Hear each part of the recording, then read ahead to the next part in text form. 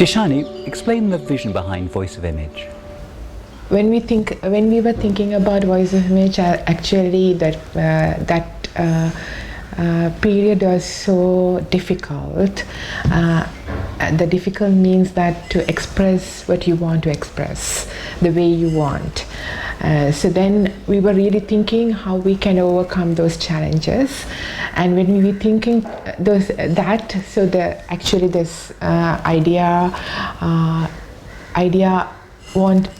idea came to our discussions in 2005 from one of our very good friends from States. So he's a young person, and he shared a story about using photography to empower youth in Palestine, in Gaza. So then it was in my mind from 2005, and then in 2009-10 we were struggling to really create space for Eastern Province people to share their story and emotions with the Southern people. Then we thought this would be the idea, and then we started this. But when we were starting, three main intentions we had behind the initiative. One is to create space for young people to express their needs, aspirations and feelings through creative mechanisms.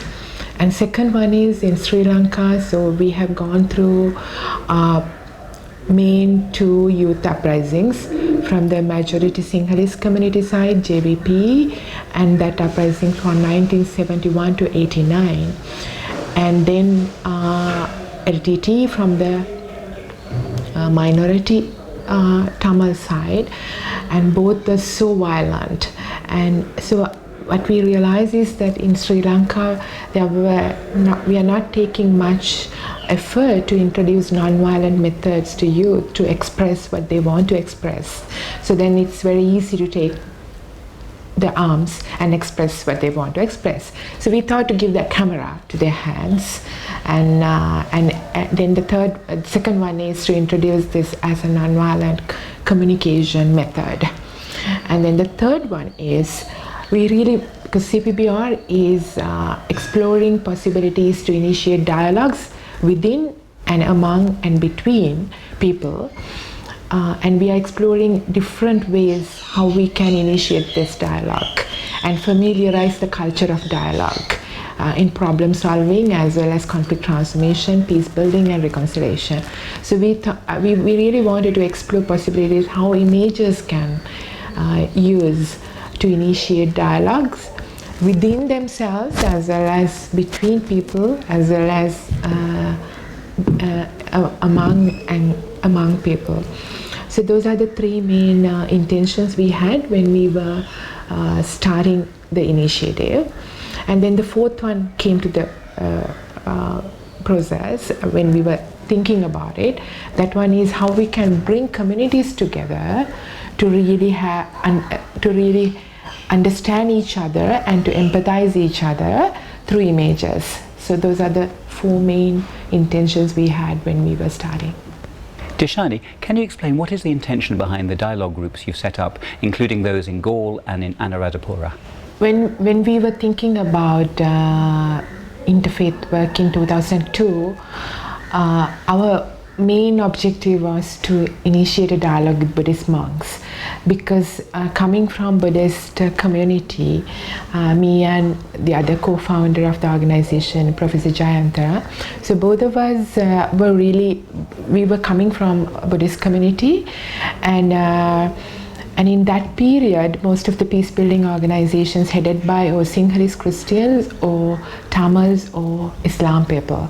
So then we realized that we have a huge responsibility because this issue, the issue connected to ethnic conflict in Sri Lanka, connected to the state power. So then the state power based on the majoritarian democracy. So at the end of the day, whatever the majority feels right, will be winning. So then coming from majority community, we thought that it's our responsibility to engage with Buddhist community to really initiate the dialogue to understand the minorities' needs and the minorities' aspirations. So then when it comes to that need, since Sri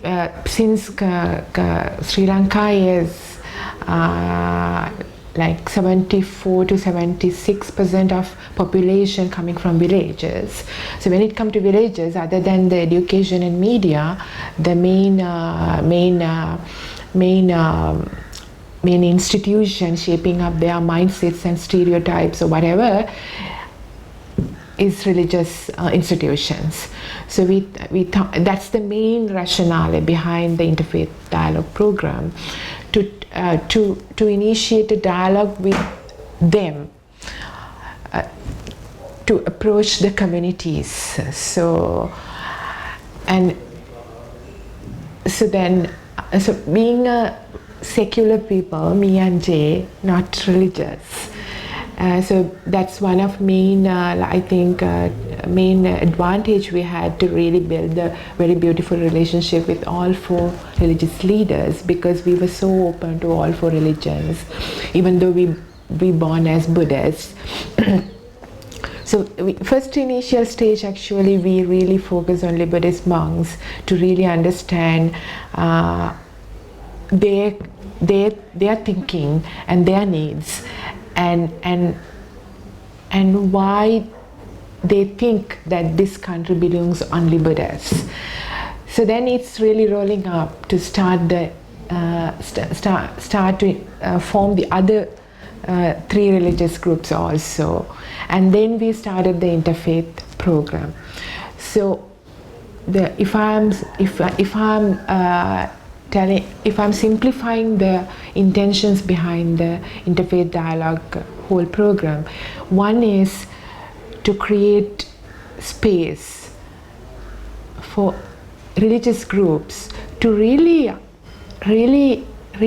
go deep into their religion and to really understand, are we really Buddhist? Are we really Christians? Are we really Hindus? Are we really Islam? Because you can say only you are Islam if you are really following what Nabi says. You can say you are a Buddhist if you are really following what Buddha says. So likewise. So we really wanted to initiate this dialogue within the intrafaith groups. So our first, that's the one of the main intention, because what we believe is that if your capacity is in that level to be reflective and to really connect to the original teachings of your leader, so then that's enough. Then you are ready to open your hearts and your mind to the other. Even we don't want to do interfaith, they will do it. But unfortunately, when it comes to that, it's not about only Sri Lanka. When you see the whole world, so the teaching and the practice has a huge. There is a huge difference between the teaching and practice. So that's the first initial intention. Then second one is, through that, can we initiate a process to create a healthy space between interfaith groups to understand each other, to understand each other's cultures, each other's religions, each other's beliefs, each other's practices, and through that to understand their socio-political and economical, cultural issues. So, because in Sri Lanka, as an example, if you have taken me, and I grew up in a society which mainly dominating by Buddhist, Sinhalese Buddhist, and I studied in a school which I never came across a Hindu person. So it's a purely Buddhist Sinhalese Buddhist school. And but because my parents are so open to the other communities, we had family friends, but not in the system. System didn't create a space for us to understand each other. So in this country, all last thousands years, so we are living together. We are passing each other every day. But I think what I realize is we never created space to stop and to say hello. We are saying hello physically, like in a different level, but to really stop and talk to each other, to really understand each other. That's the one of the main vacuum in Sri Lanka. So that we wanted to fill that vacuum, to create a space for people to come together, different faith, different cultures, different geographical locations, and to really understand. First build the relationship, and then the friendship, and then they understand who they are and where they're coming from and what they think. So that's the second one. And the third one is that to introduce a culture of interfaith into the society and into their communities, because in Sri Lanka it's very alienated concept. I can remember when we was trying to start interfaith dialogue centers, we faced so many issues, because as soon as you said interfaith, they think it is evangelical or something connected to converting. And so we really wanted to confront with that stereotypes.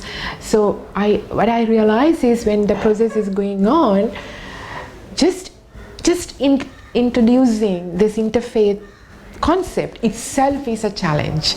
And then if we can really introduce it and make people to familiar with that itself is a big task.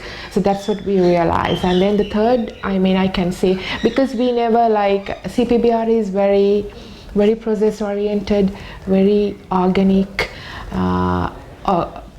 organic process we really wanted to follow. So now we have some kind of clear steps and clear intentions. But when we were starting, when we were walking through this whole process, whether VOI, whether interfaith dialogue program, whether female religious leaders program, whatever, so we are having a big image and a big picture and a dream, but we are not setting up vision or mission or whatever. But when we are walking through, so things are setting up, because we have this bigger vision and bigger picture. So but we know that we are following that, but all these intentions and everything will be setting up not by us actually, by the context and by the dynamics and by the people with us. So then the third intention came when we are walking through the process, is that familiarizing and institutionalizing the interfaith culture in the community. So that's why we set up interfaith dialogue centers in 6 locations. And now then we realize okay, now we have this all interfaith groups, and through those interfaith groups we approach so many communities, and we have children groups, youth groups, women groups, elders groups, men groups, and all sort of groups. So what can we do to contribute to the bigger picture, a national level picture? So then we realize that we have a huge responsibility to contribute for the bigger picture. So that's then we set up it as 4th intention, to organize this interfaith group as a pressure group to contribute for the bigger picture when it comes to the community reconciliation. So those are the 4 main intentions I think behind the whole initiative. Can you paint a word picture of the dialogue group in Anuradhapura? What are you trying to achieve?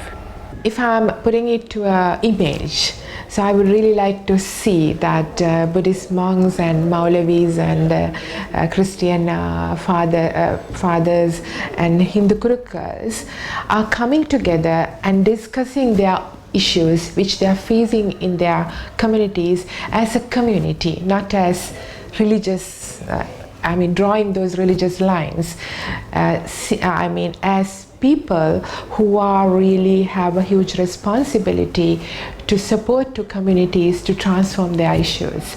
So that's one of my main image when I'm thinking about interfaith initiative in Anuradhapura. Can you explain what is the opportunity now after the surprising presidential elections, and we've had the Pope's visit? Now, what are the opportunities now in your view for reconciliation? I think opportunity is that this is the first time in Sri Lankan history all parties come together to govern the country. So it's an amazing experience you can celebrate in this moment. We don't know what will happen next, but at least that itself is a huge achievement. That's what I see. I mean, once upon a time, the Helaurumeya is one of the most extremist Buddhist groups.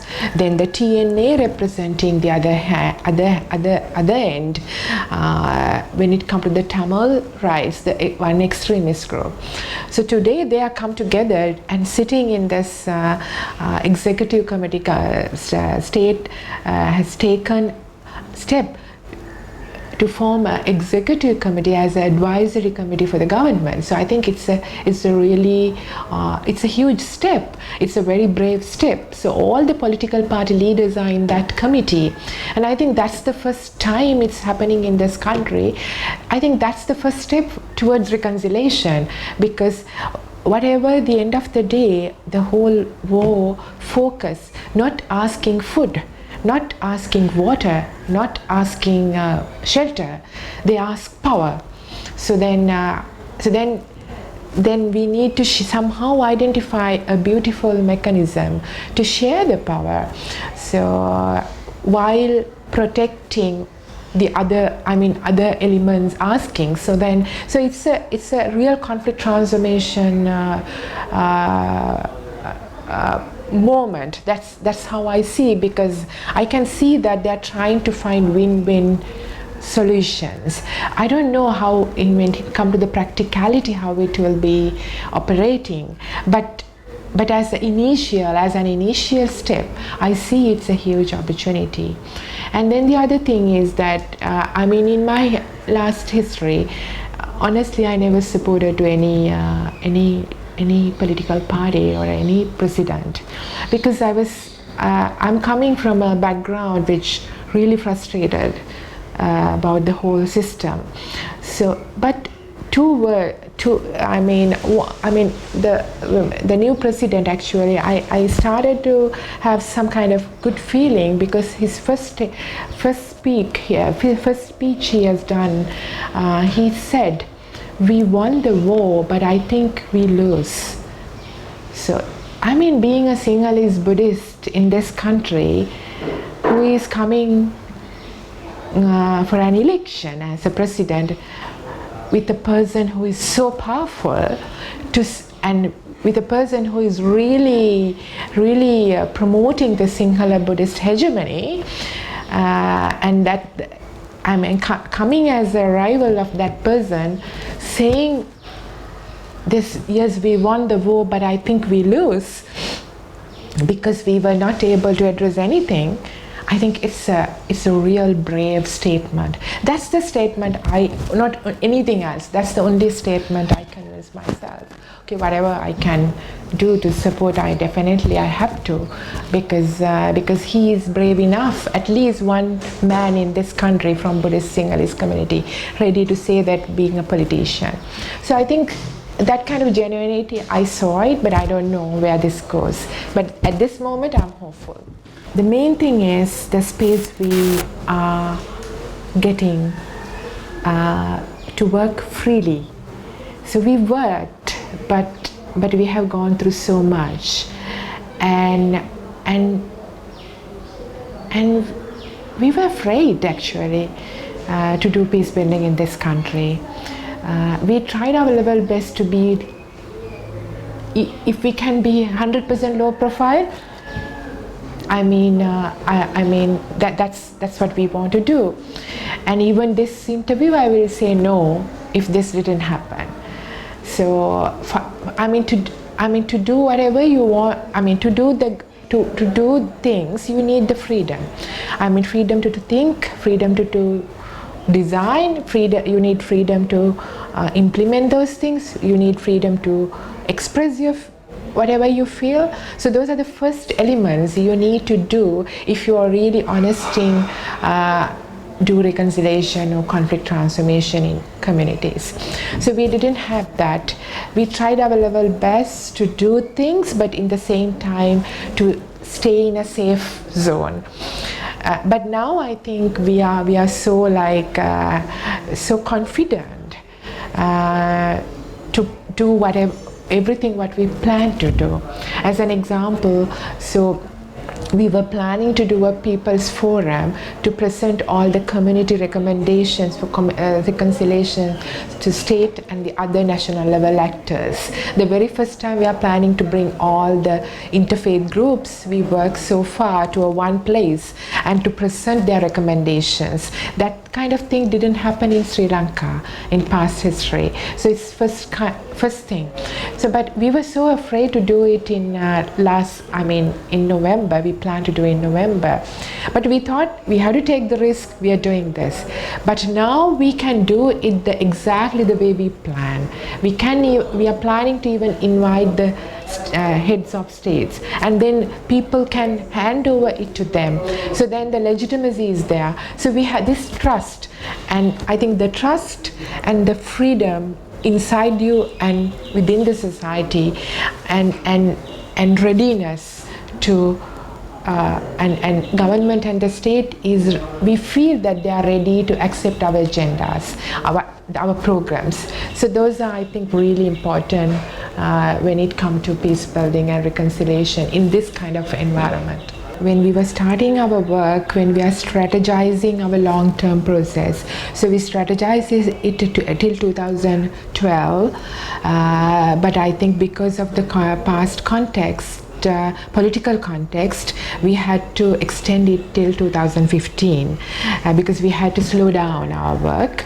So according to our strategy, so our first step is to really build relationship with the community level and form organized groups, interfaith groups as well as youth groups as well as women groups. Those are the three main segments we focused, and to set up very community level organized groups in all representing all ethnic groups, all religious groups, and main blocks of regional groups, and then setting up a physical infrastructure for them to be network. And then second level is to bring them to the regional level and connecting them to the regional level leaderships, religious leadership, bishop level and the other levels, as well as youth also in the regional level networks. And then initiate a dialogue about their needs and their aspirations, and bringing all these things together while doing small peace building activities and conflict transformation activities and community addressing community issues. So that's the hand component. And now the third level is bringing this whole organized groups to the national level to connect the track 2 and track 1 level players to really bring the voice of community level to the national level. So I think now we are in that phase. So CPBR last like 10 years we were very low profile, and it's not underground, but it's not on the surface. If you ask from national level people, CPBR, they don't know about it, because we really wanted to make it in that way, because that's the legitimacy that's the advantage we had to work very freely in the community level.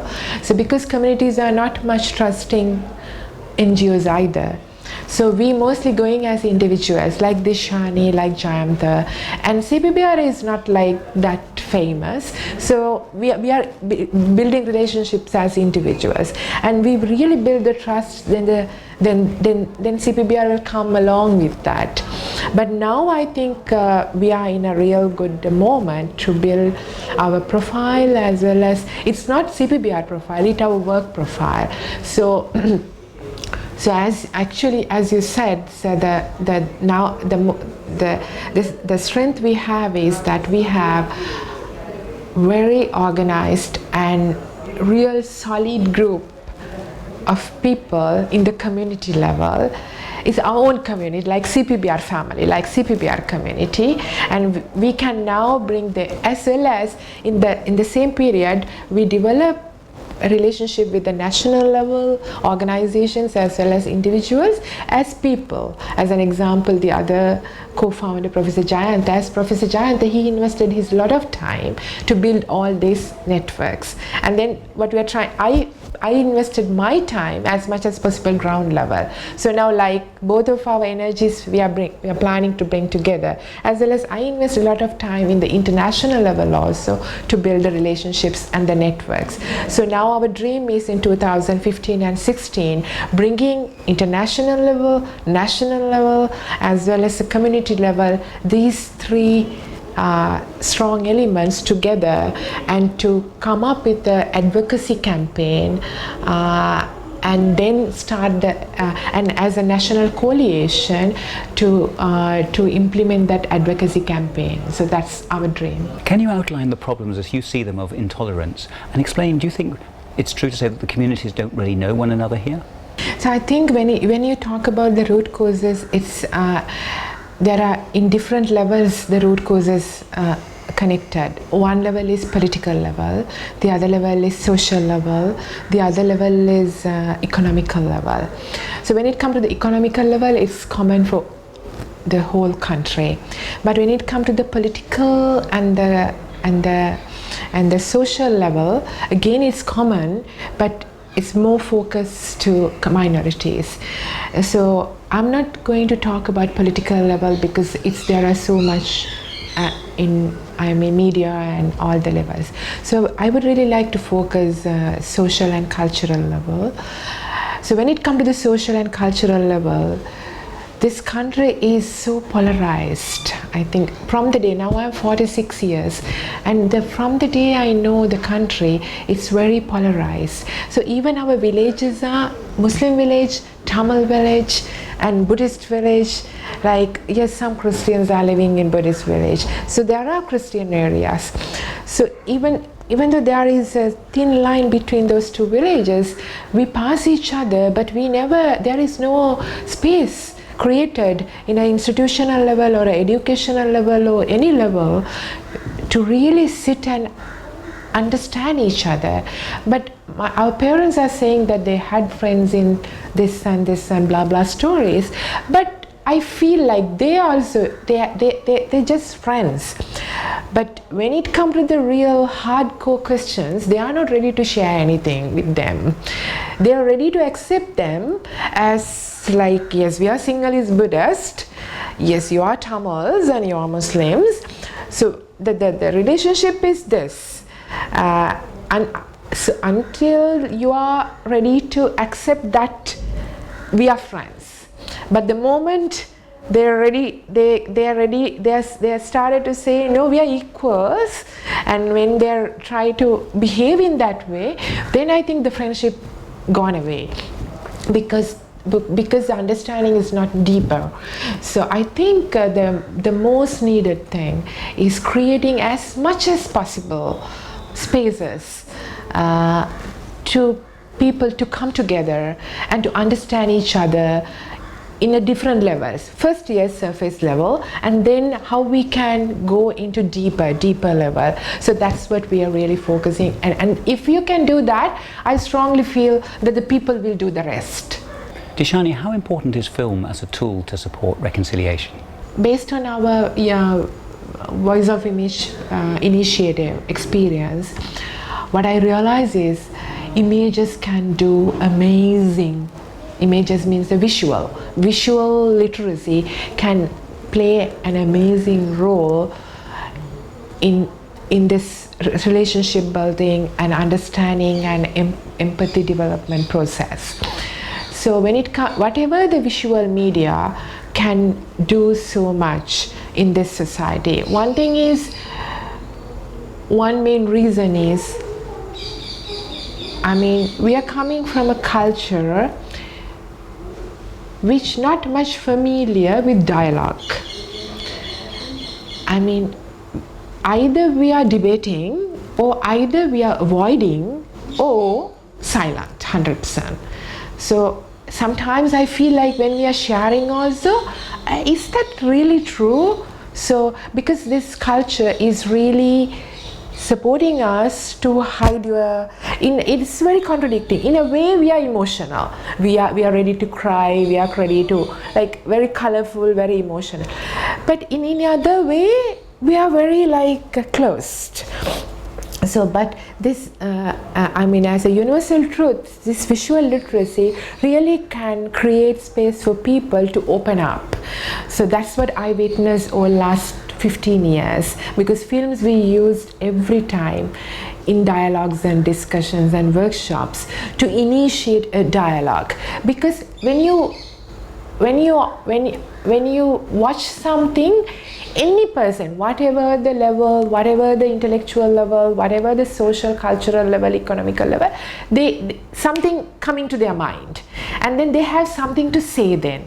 So then everybody can equally participate in that dialogue. So that's the most important thing, because we are ideologically supporting for power sharing. So whatever we do, whatever tool we are using, we really want to create an atmosphere which everybody can be a part of. So the films are really amazingly supporting us in our whole journey. To really initiate a good dialogue which can be participated by everybody in a different level. That's one thing I think the films can play a huge role. The other one is this specific, most of the films what we are using is that film has done for the sake of film or for sake of something else. We pick that and we are using it for dialogue. But I think this specific film which you are describing is focusing to initiate a dialogue. So then the intention itself is what we really need. So that's really unique and specific, very unique. That's the first time I also came across that kind of idea. So all our groups are really requesting, because mostly we are using films which are produced in other countries, not in our country, because we can't find films like that. But people are asking, why can't you use our own films, which our own people are there? So that's, in one way, it's really contributing, because if everybody is coming from our own communities, so then you are trusting the process and you can really connect in a deeper level. So that's one main important component. And the other thing is, filmmaking itself is initiating space for people to connect and build relationship and think forward together, not as one community, one ethnic group or one religious group. So that film itself is creating that space. I think those are the two main elements. I think that this is really important. Some say that this is a once-in-a-lifetime opportunity for Sri Lanka. Do you agree with that? Maybe, because one thing, according to my beliefs, I strongly believe this moment is only this moment, and the next moment is totally different moment. So then every moment you are getting is only one time. So in that sense, when I think in that level, yes, of course. And when it comes to connecting it to the political realities of political and social realities of Sri Lanka, this is a historical moment of Sri Lanka. Because if we lose this moment, people will never ever trust this kind of thing again. So that's the most important part. So we all have to contribute as much as possible as universal citizens for this country to overcome from the place where they are stuck in all last years. I think this is the moment. If we miss this moment, even our trust will be go away, because all the suppression is there. You can be like hopeful, we have to create this kind of space. So that's our hope. After you created space, if you lost the moment, so then again rebuilding the trust will be so difficult. So this is the moment. Dishani, thank you so much.